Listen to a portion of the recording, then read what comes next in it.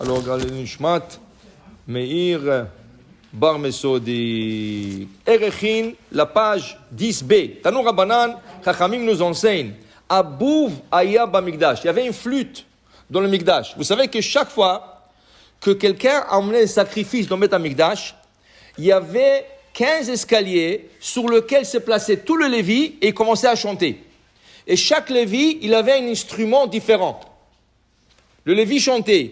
Dit le Rabbi Shlomo de Redamsk, Tiferet Shlomo, il dit, il était impossible au plus grand rachat au monde d'entendre le chant de Lévi et de ne pas faire tchouva sur place. C'était tellement agréable que tu faisais tchouva sur place. Parce que le Lévi, il connaissait dans le ciel, il y a un monde qui s'appelle Olam Hashira, le monde de la chanson. Et quand quelqu'un chante et il connaît exactement le chant des anges, c'est quelque chose d'extraordinaire. Il n'y a pas beaucoup de chachamim. Il y avait un rabbin comme ça en Israël, il s'appelait Rabbi Israël Najara. Rabbi Israël Najara, c'était un rav que chaque vendredi, quand il était à table, en train de chanter pour Shabbat, venaient de colombes blanches s'installer sur ses fenêtres. Et des dizaines de colombes. Un Shabbat, il est en train de chanter, il voit que tout le colombe s'en vont. Ah, il n'a pas compris. Il a dit, qu'est-ce qui se passe? Comme il priait avec le Harizal, il lui a raconté qu'est-ce qui est arrivé. Et lui, il ne savait jamais comment ça se fait que le colombe vient. Il a raconté à Harizal, vous savez, hier j'ai chanté les Chvot Shabbat à table, et normalement j'ai des colombes qui viennent et ils sont envolés. Il dit, oui, il faisait chaud hier, oui. Il dit, oui. Il dit, c'est vrai que quand tu chantais, tu as levé la manche? Il dit, oui. Il dit, sache, Kvod Arav, ça, c'est pas des colombes, ça, c'est des anges qui viennent t'écouter. Mais quand tu as levé la manche et ils ont vu ta chair, ils ne voulaient pas rester, ils sont partis. Mais si tu promets de ne plus le faire, ils vont retourner. Ils sont retournés.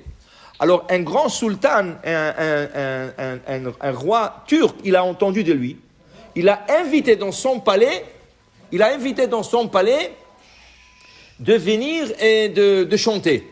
Quand il est venu, le sultan, il lui a dit, s'il vous plaît, chantez-moi quelque chose. Il regarde sa montre. Il lui dit, est-ce que je peux chanter dans 10 minutes? Il dit, prenez votre temps. 10 minutes, il dit maintenant, il a commencé à chanter, le sultan s'est évanoui. Quand il s'est réveillé, il dit, waouh, je n'ai jamais senti ça dans ma vie, ce sentiment que j'avais.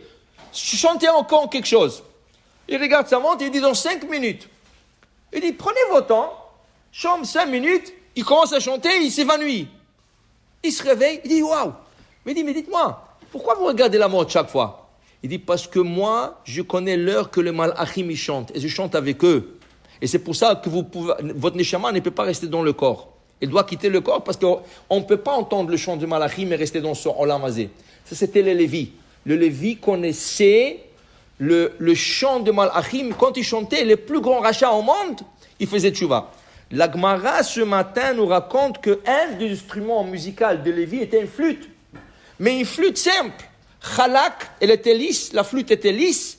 Dak, fine, shelkané, en fait en roseau. Alors comment on appelle ça? Le gens du Bet Amikdash disait, tiens, ça c'est Bet Amikdash, ça c'est la maison du roi. Pourquoi on va chanter avec une flûte en roseau? On va la couvrir en or. Dit la Gemara, cette flûte était là, Mimot Moshe. Cette flûte-là était là, était Mimot Moshe Rabbeinu. Depuis Moshe Rabbeinu, ils avaient cette flûte. Dans le Mishkan, ils avaient cette flûte. Okay? Alors, ils l'ont couvert en or. Ils ont couvert la flûte en or. Dit la Gemara, dès qu'ils l'ont couvert, lo haya kol lo arev. Ils ont perdu la beauté du son de cette flûte. Qu'est-ce qu'ils ont fait? Ils n'avaient pas le choix. Natlou et tzipouyo. Ils ont enlevé cette couche d'or et ça a retourné à jouer comme avant. Dit la Gemara. Et dans le Bet Amikdash, ils avaient des cymbales. Tziltzul, cymbales. Vaya kolo arev. C'était tellement agréable. Un jour, il s'est fissuré. Un des cymbales s'est fissuré.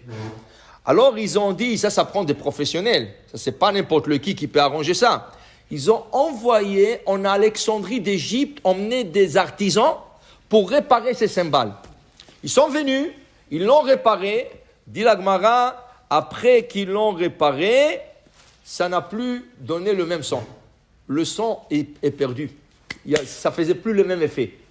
Alors ils ont compris que tu ne peux plus avoir, ils ont dû enlever la réparation.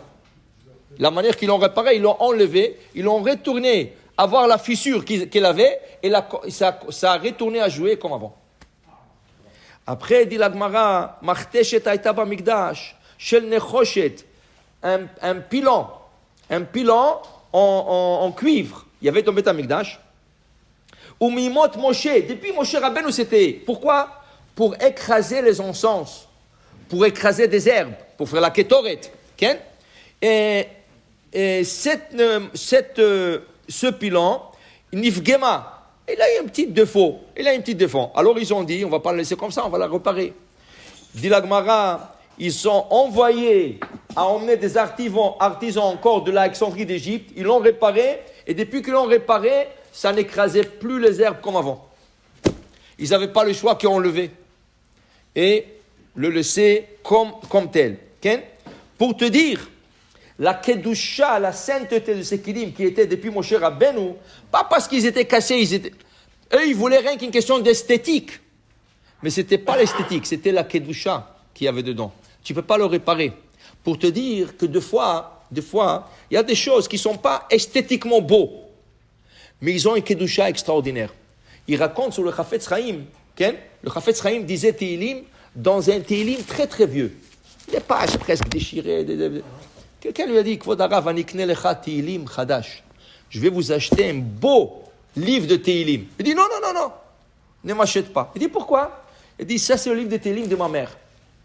Ça, ma mère, elle faisait le Tehillim, elle pleurait quand on faisait le Tehillim. Pour que moi, je deviens un tzaddik, pour que moi, je deviens un homme droit et bien.